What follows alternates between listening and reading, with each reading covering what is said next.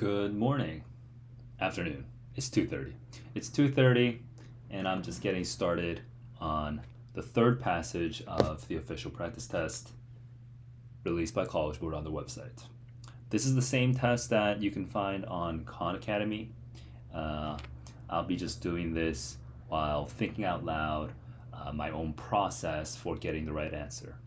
I have never seen the answers before. I have never seen these passages before.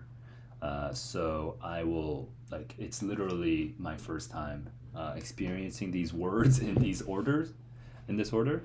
So I'll just be like dealing with that uncertainty of like some questions being high confidence for me and some questions being not so high confidence for me. But like the strategies I will employ to increase my confidence will hopefully be something that you can also pay attention to when a teacher, quote unquote, is actually who's supposed to be good at this kind of stuff, is actually uncertain. Doesn't know the answers and has to kind of deal with it on the go. So you can kind of see what happens here. So I'm getting started over here. Today I'm gonna try not using PDF Expert, but just the just the default preview app in the iPad. I've had experience with this. It's not like the best, but I feel like with PDF Expert, the navigation was really harming the viewing experience. So maybe this will be a little smoother. Maybe tomorrow I'll try a different app like Notability or GoodNotes or anything else that people recommend. Let's get going. Let's get going. Let's do it. I'm like a little mellow right now. It's just like the morning. So let's do it. Let's do it. Let's go.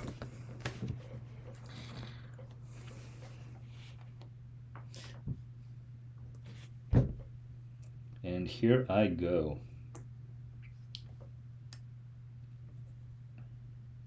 Watson and Crick, classic, old school stuff, 1953. Okay. The genetical implications of the structure of dRNA. Or is it just called RNA? I don't remember. No, it's just DNA. DNA. That's Jesus. Of course it's DNA. Why did I say dRNA? Okay. Deduce the structure of DNA using evidence from Rosalind Franklin and Gosling's crystallography diagrams. So it might be good to now when I read this, there's so many names, right? So I just want to circle them so I don't lose track, so that I can quickly glance up here. That these are a pair, and Chargaff is on his own. So I circle them so that I like. Usually, honestly, when I'm taking the test, I don't always annotate this heavily. But sometimes when I take the test when I'm tired, right, I will still do this. I will circle the things so that in my tired state, I can at least quickly glance up and find out who was which, right? Like if I don't circle it, then I kind of have to reread the whole excerpt to just remind myself of the situation. But if I do circle it, then I can find exactly, Chargaff, the last guy. He had this one separate set of data. And then Franklin and Gosling, they had these diagrams. So X-ray diagrams and base composition of DNA data. Okay. And Watson and Crick sort of uncovered the nature, deduced the structure of DNA, okay, by using F and G's diagrams and Chargaff's DNA data.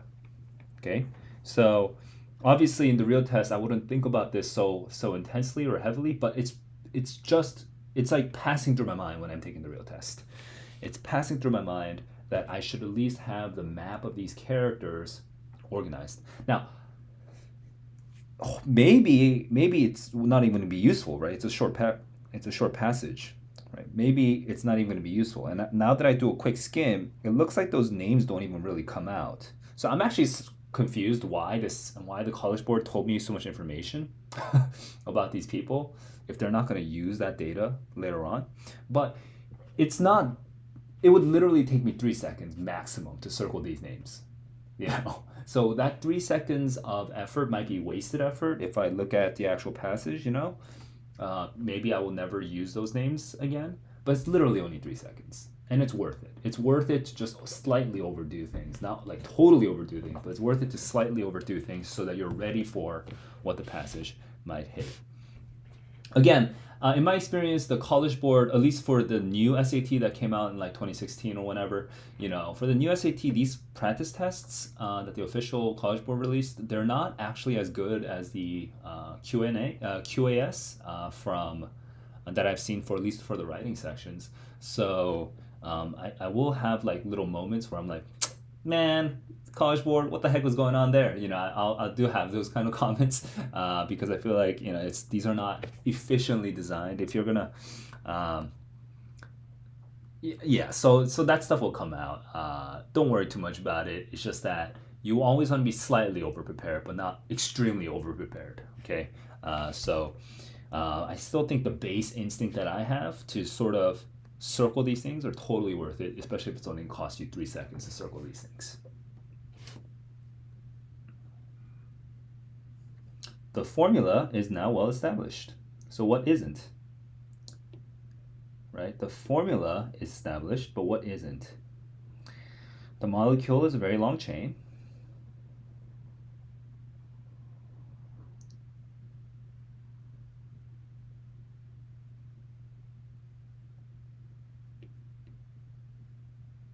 Nitrogen.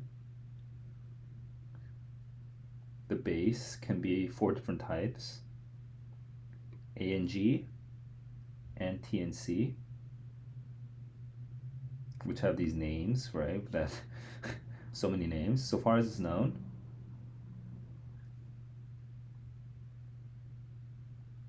The sequence is irregular. Okay. The monomer unit, now let me just double check, consisting of phosphate, sugar, and base. So I don't know what monomer means, is known as a nucleotide. So phosphate, but base is one of these 4 things, and there's a sugar, and then there's the phosphate. Okay. Sugar, phosphate, sugar, phosphate, sugar, phosphate, sugar, phosphate, and then next to the sugar is always the base. So monomer seems like the single unit, or the single unit of DNA.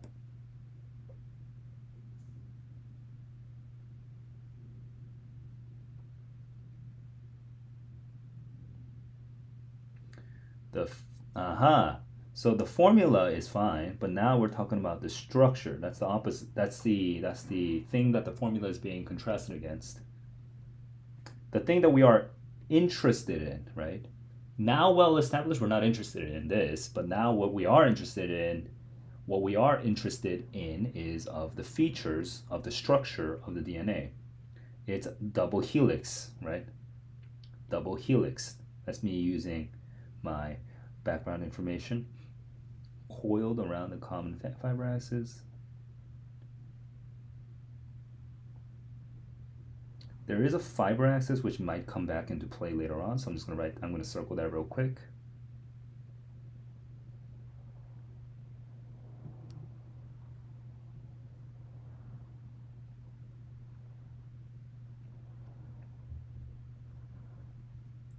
The other feature is the manner in which they are held together. And it's the hydrogen bonds.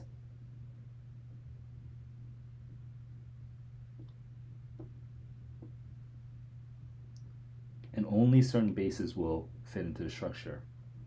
As in, it must always be a purine with a pyrimidine. And I just want to remind myself the purine is, because I don't remember is A or G, and pyrimidine is T or C.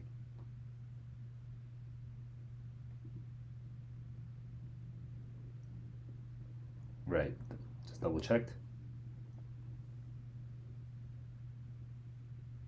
The bases will be present almost entirely in their most probable forms. Just zoning out on what that means.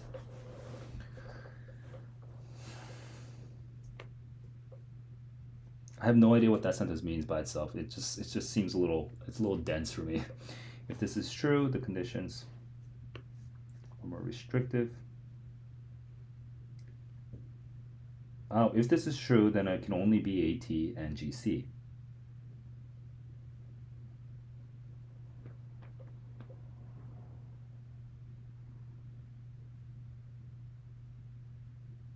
Huh. I don't know if is this true? Do we, is this true biologically these days? Well, that's a random thought that I don't really need to know the answer to yet.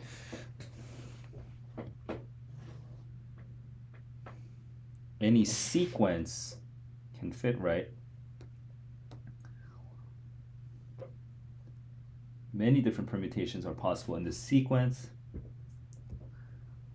So it's likely that the sequence is the code which carries. It's not the AT or the GC, it's the sequence, right, which we should know from biology.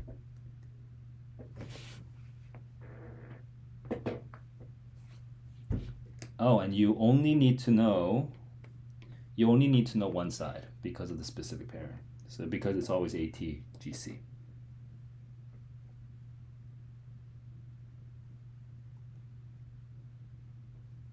And this feature suggests how it might duplicate.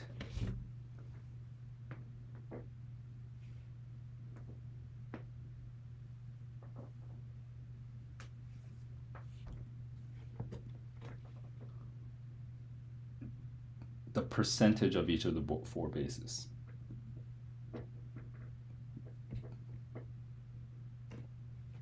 So I'm looking at this wall of numbers, and what I'm trying, I wouldn't spend too much time on this. I would spend maybe 10 seconds maximum on this, but I just want to see if I can find any natural order or sequence or pattern in this table.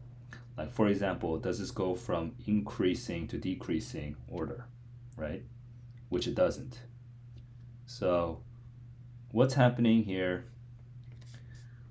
And I'm looking for it. I don't see any of it. I don't see any of it in the numbers. But now I'm looking at the left side. I'm looking over here, and is there any sort of order of complexity? And there isn't. Okay, it seems like the human being is in the middle, E. coli and maize is on the ends, so it doesn't seem like connected to some sort of level of complexity. So so this is actually, I think, one of those. I don't think this is one of those great. This table isn't really typical, from my guess, of SAT tables, because normally, these charts are used to prove some sort of point, right? And here it's literally just data that I'll have to wade through. This is pretty uncommon.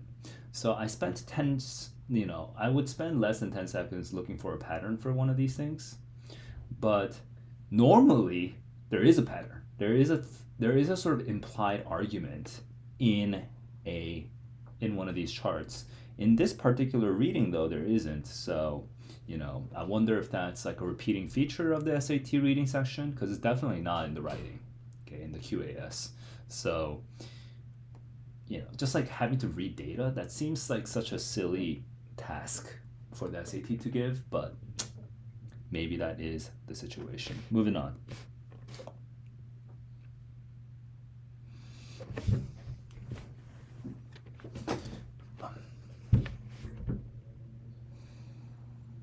Backbone, to indicate that I assume it's just talking about the backbone of the two chains. But let's look.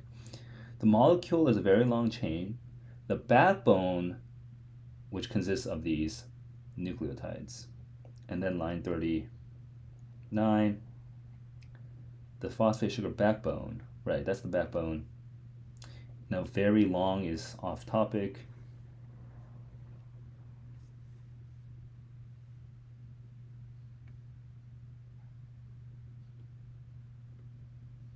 An DNA molecule? I don't know what this.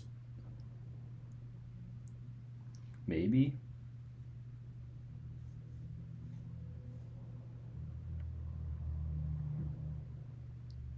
No, this is too specific because we're talking about the phosphate. And no, it's not or. It's both, right?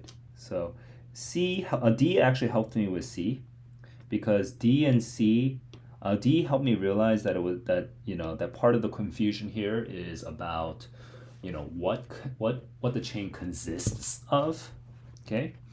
Which means for me, I find that this question is worded a little funny, like to indicate that like the rhetorical purpose questions, um, I think it's off base. I can't express it like right at this moment why, but I felt like it like, kind of misdirected me a little. I don't know if I should blame the College Board or if I should just blame myself, but I feel like I felt lost with this question and these answer pairings. And D sort of saved me.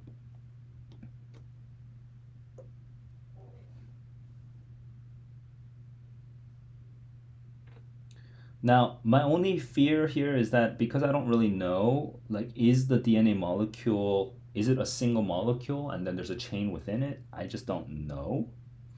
Um, so, and what I just did is just to go from medium high confidence because I got medium high confidence from eliminating A and C and D.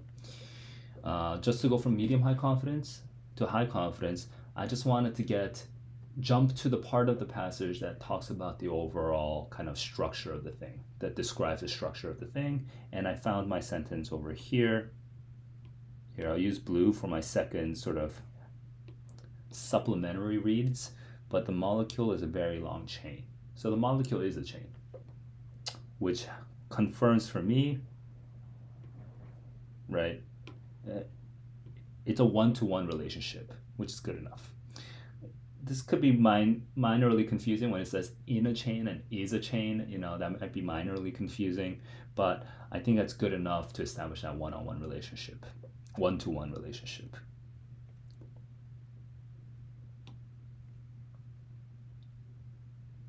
You know what, actually, once I'm in the answer, I'll just use blue altogether.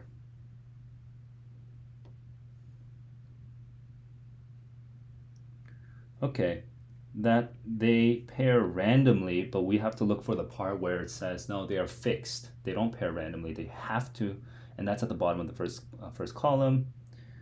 So that's over here.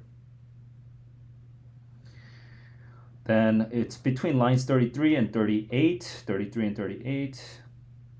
And I'm looking here, I don't see 33 and 38, so I'm going back up. And so, okay, this one over here also says it can't be random. So I'm looking at 27 to 28, 27 to 28, and I'm getting this. Now let me just double check. 23 to 25, 23 to 25, the bases are joined together in pairs. So I'm just double checking this part real quick. Yeah, and no, that would not contradict the student because the student says randomly, and I'm looking for not random. I looked at what I thought was the more relevant information. The more relevant information was the part where he suggests that maybe they are totally fixed from like A has to be with T and C has to be with G. But then I realized that paragraph only suggests that it may have to be that way. He's not that the Watson and Crick, the writers are not 100% confident, but they are confident that the purines and the other P's they have to be matched with each other, that it's not random. So 2729 was better. There was only a minor inefficiency that I went to like the 30s first to find the answer, and it came back down, and I realized, well, that's not it, and then went back up to 2729 to find my answer, and I was happy with that. I ignored 5, 6, 9, and 10. I didn't even look at them because I just know from the passage that's not where the answer is. I already know it's not there. The answers are not there. I have a very high confidence reading. Map. I know the map of this passage. The beginning literally just describes the structure. The bottom of that first column tells me the pairing of that structure. Okay, so yeah, I have a map of that. I have a very high confidence map of this passage. I'm not going to waste my time looking at ant and bear, looking at A and B. Okay, moving on.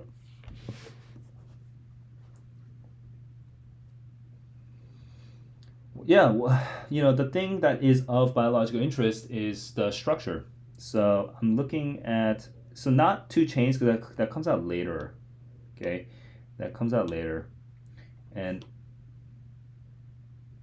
no, not the chemical. Oh, maybe it is the two chains. Hang on, let me double check now. Now I'm getting confused. Oh, it is. It is. It is. I thought that came out later. Silly. The formula is the thing that we definitely are bored by, right? We should know that right away. The evidence just comes out never in the passage, and the common fiber axis is just this random detail. So I honestly, yeah, I could have gotten this one right just without even looking at the passage. A no look passes. What's like a SAT? A no look circle, a no look fill in the blank, a no look, a no look bubble. All right. There are some questions where I don't even look at the passage to answer. In this one I did though because I got confused by when the two chains came out.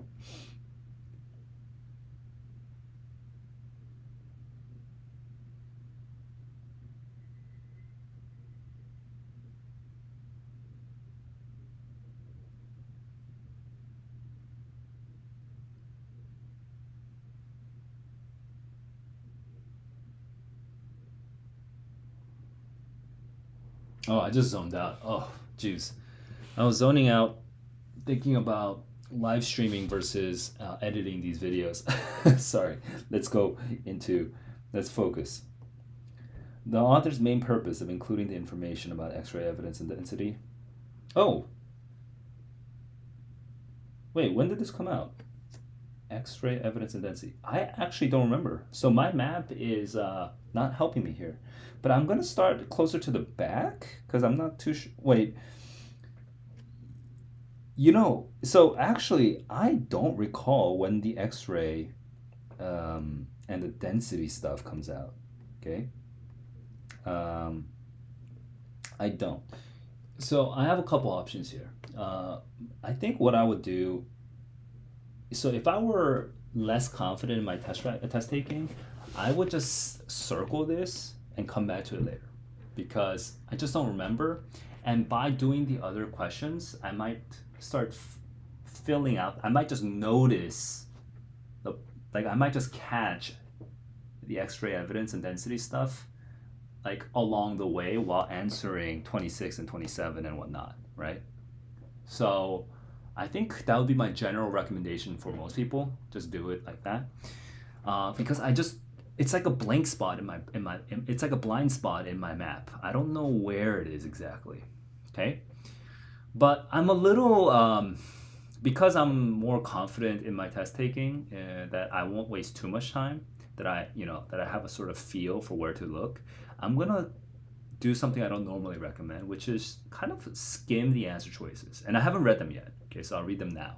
But I'll skim the answer choices to try to refresh my mind about where it would be.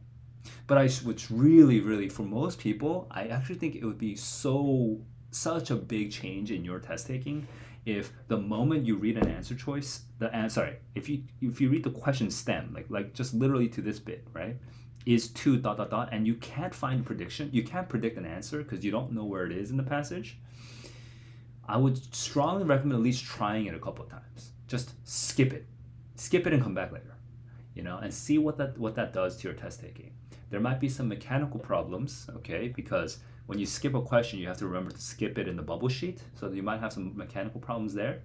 But if you get over the mechanical issues, this might really be helpful for your test taking, because you can use this time to answer the other questions that you're more likely to get correct, and while also kind of increasing your familiarity with a map of the passage.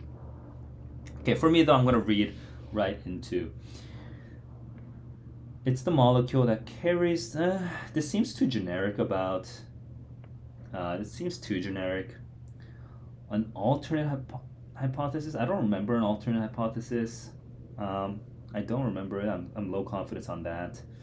Um, the number of chains? No, because there's only one chain. Uh, so the density of DNA and the known, oh, I don't remember this either. Okay, so now pause. If I don't remember this, I feel like D though has some sort of memory. I like kind of vaguely remember. I feel like D might be correct, but I'm really low confidence. But for me, just skimming, like with my eyes, just skimming around doesn't feel like it would waste too much time for me. So I'm going to try to look for the word density. Okay. So I'm gonna just jump around. And what I'm kind of doing is I'm looking for the idea of density largely by looking at like the things that I circled, but also like the first sentences of the paragraphs to get to sort of fill that area in on my map.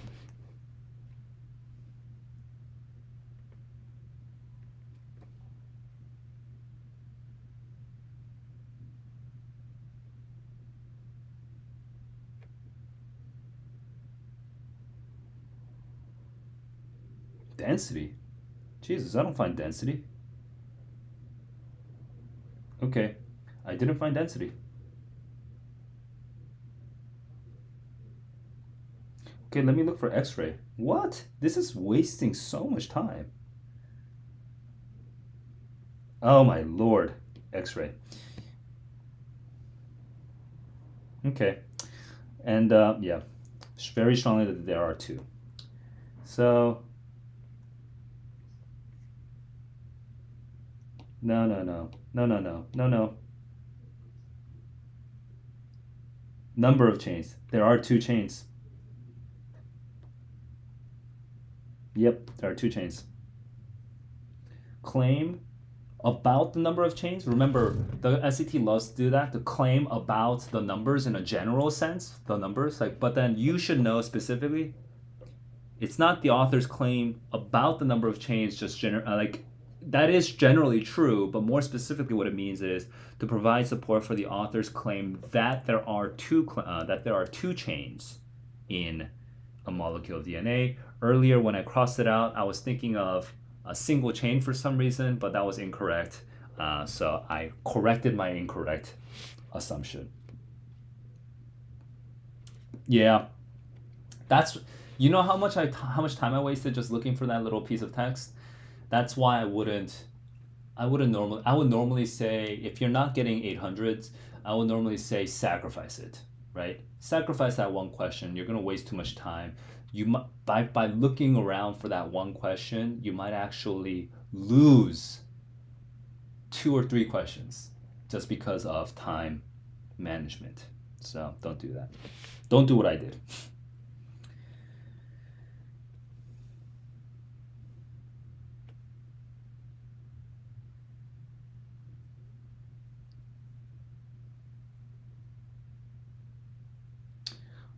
Okay, I'm just reading that implies that a pair of purines would be larger than, and then after this part, I would say a pair of purines would be larger than a pair of a purine and the other thing, right? A pyrimidine.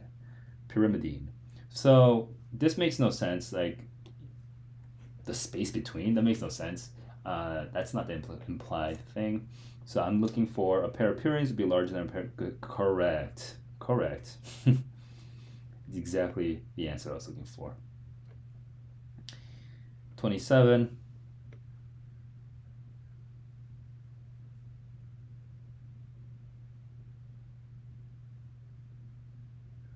'47, 49. Exact specific complement.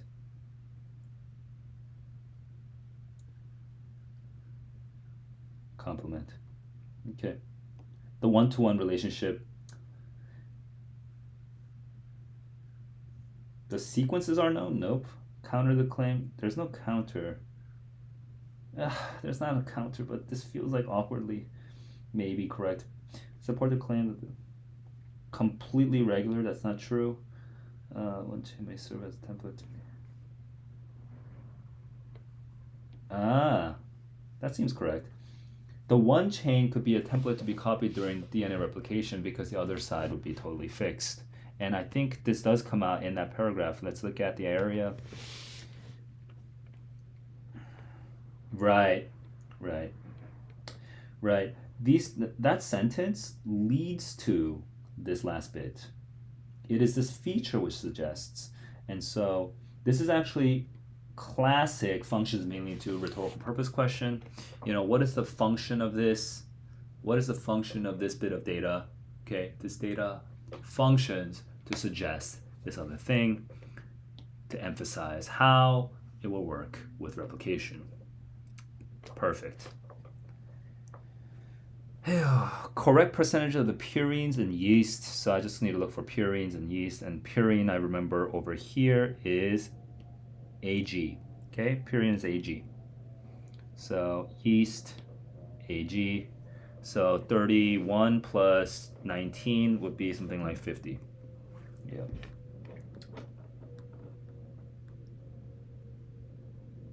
31 and 19. Oh, did I look at the purines? Ag.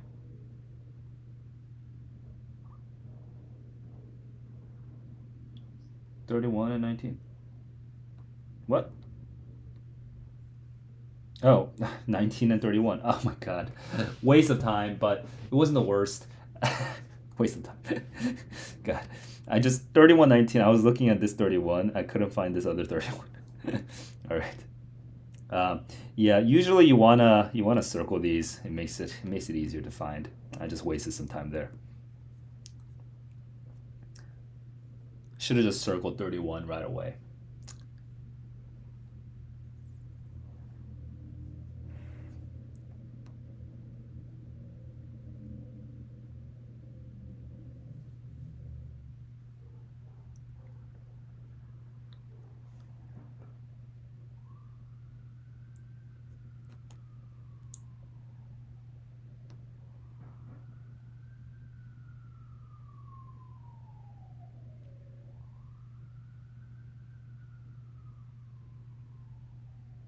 Oh, I zoned out on this question.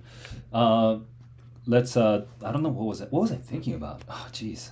I was thinking about something related to. Oh, you know what I was thinking about? I was thinking about freaking. What if I did this live stream, but instead of doing it like test by test, I was thinking it could be more efficient to do passage number one of multiple tests, like QAS, from like 2020 and 2021 or whatever, do the Q&As for 2020, 2021, but only the first passage, the literature passage, then just do only the second and third passages, and then I think which are the scientific passages, right? I forget how the exact structure of it. Then only the fourth passage, which is like the historical document passage, and then only the fifth passage, which is whatever it is, right? I was just thinking it might be more efficient to do the reading live stream that way. Let me know if you have any thoughts about that in the comments below. Anyway, I think that would be better though. It would be better because I think each kind of reading requires a different kind of reading. So it's good to practice one type of reading and get that down.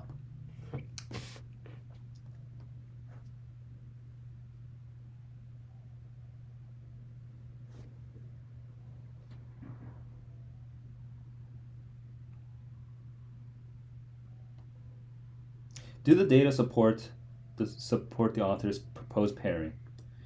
Oh, that's actually, I totally forgot about that. But if it is correct, then it has to be AT and GC. So what that means is they have to be exactly the same. It has to be exactly the same. But it's not exactly the same. It's almost exactly the same. Almost exactly the same. I'm looking at these and I'm looking at these, and they're just almost exactly the same. And here it says must always. So if it's must always, no, because remember it's GC and AT. No, because the percentage of adenine is close to the percentage of, but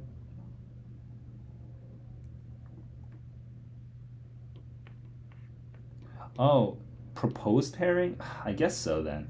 So right now, so ATGC, ATGC. So we actually have. I was about to choose cat. Okay, I was about to choose C first, but what happened here was this phrase is closest to.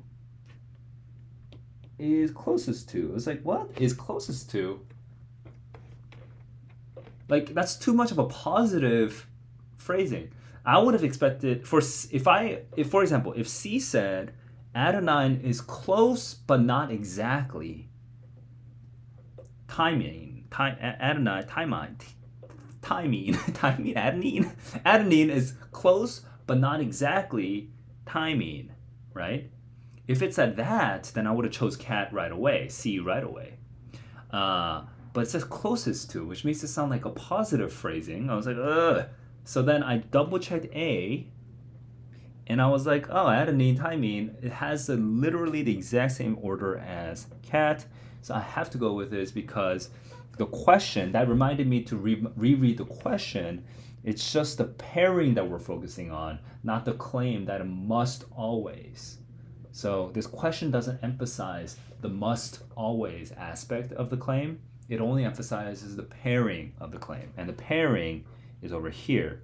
The pairing is adenine with thymine, guanine with cytosine or whatever, right? I don't. Sorry. I forget how to pronounce those words. Anyway, let's get that out of the way. So I went with A.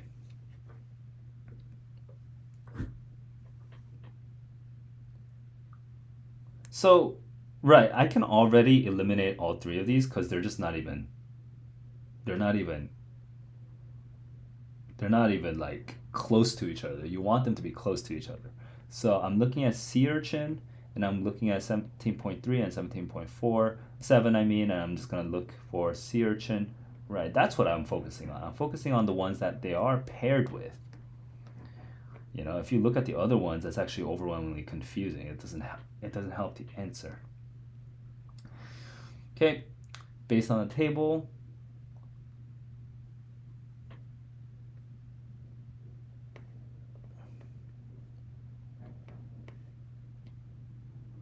the percentage adenine the same or does it vary? And which statement is most consistent with the data? Huh. This is such a strange question, but the percentage we're talking about within each organism, right? In each organism's DNA. Does what? In each? If it's say in each, that means it's within that organism. How can the percentage vary within the organism? It makes no sense. This is a very confusing question. Yo. That honking must be coming through. That's annoying. That's what happens. Living in the city. I wonder if I should just pause the stream. Oh, well, it stopped. All right. I'm thinking about this confusing question that is saying that does the percentage vary within in each organism, or does it stay the same? I was like, what? Like, does it vary between the organisms? Then we can look at this whole column, right? But it doesn't say does it vary between the organisms. It says does it vary in the organism. It's like, what the hell does that mean? So this, I would be, honestly, if I saw this on the real test, and if I were not trying to get 800, I was only trying to get like 770 or something, right? I would honestly just skip this and come back to this later. I would. But because I'm trying to get 800, I'm going to work with this imperfect question that I think is imperfect. Maybe I'm misreading this somehow, but right now I'm just rereading it. Based on the table, is the percent of adenine in each organism's DNA the same or does it vary? And which statement, like, I have no idea what the freak that means. Because I'm being stubborn, I'm going to look at ABCD and I'm going to take risk. Okay, this is dangerous. So you shouldn't do this. You really shouldn't do this. Don't do what you see on TV, right? So I'm the TV. But I'm going to do it because I'm being stubborn. I'm gonna right now look at these, okay, 4, and I'm gonna brute force it. 6 through 8, 25, 26, right? I'm gonna look at those lines, and I'm gonna try to see what the hell this question even means. 6 through 8. 6 through 8 literally just says what the things are. So no, that's totally useless. The important thing is about the structure, 25, 26. Only certain pairs of bases will fit into a structure. But adenine is only just one of the pairs, so that's confusing. Okay, and we're talking about the pairs here. Super confusing. Okay. Then 36, 38, adenine, for example, can occur on either chain. But when it does, its partner must always be thymine. But varying? What? But, you know, I'm against this now, but what the hell?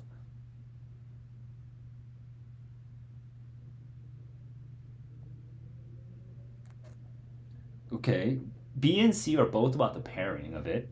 And then look at D. It varies. God, I don't know. 41, 45.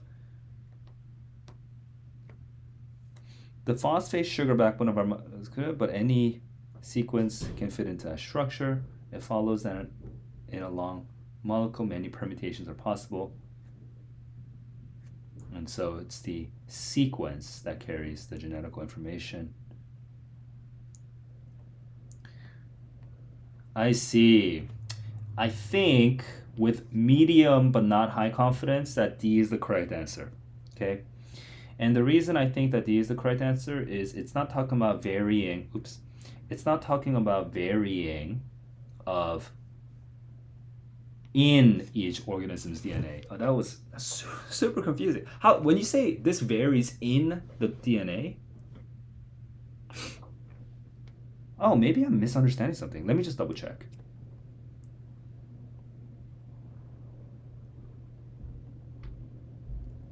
So in each organism, I have multiple DNA molecules, right?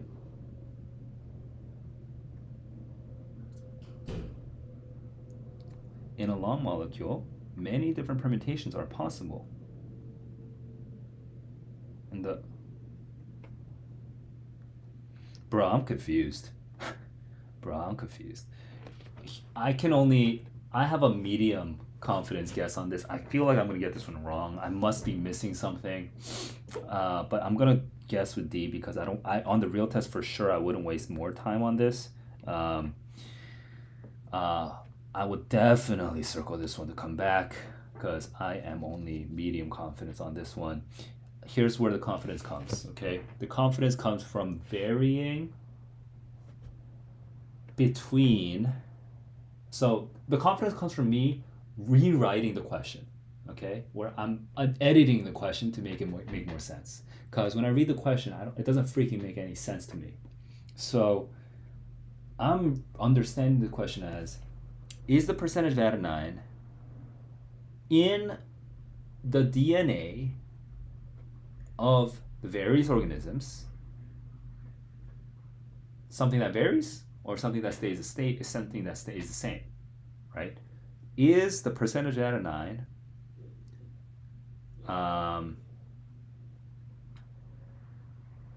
between or among the DNAs of the organisms the same, or does it vary? That's what I would ask. And it varies because the sequence can change. And so it's pretty random. So the number varies. And it varies between 24 and 33. That's how it varies. Frustrating. It's frustrating. It's a poor. If I am correct on this, I'm gonna be angry because that was a poorly written question. Frustrating. That got me all like tilted, dude. You know what? I'm gonna take a break. I have something to do in 30 minutes anyway, so maybe I'll come back. That was frustrating. SAT, College Board. Why are you gonna do me like that? Don't do that. I, I want to look at the right answer right now, but for at least for this first test, I'm not gonna look at the answers until I'm done with the whole test. But frustrating, yo. Okay, I'm gonna take a break because I noticed I was a little tired while doing this, so I'm gonna have some coffee, have some water, maybe walk around a little bit, and come back to this. Okay, quality learning is more important than just pure quantity. So I want to get through this slowly, get you guys good quality content, not just me making a bunch of stupid mistakes. Uh, let's go. See ya in the next one sometime later today.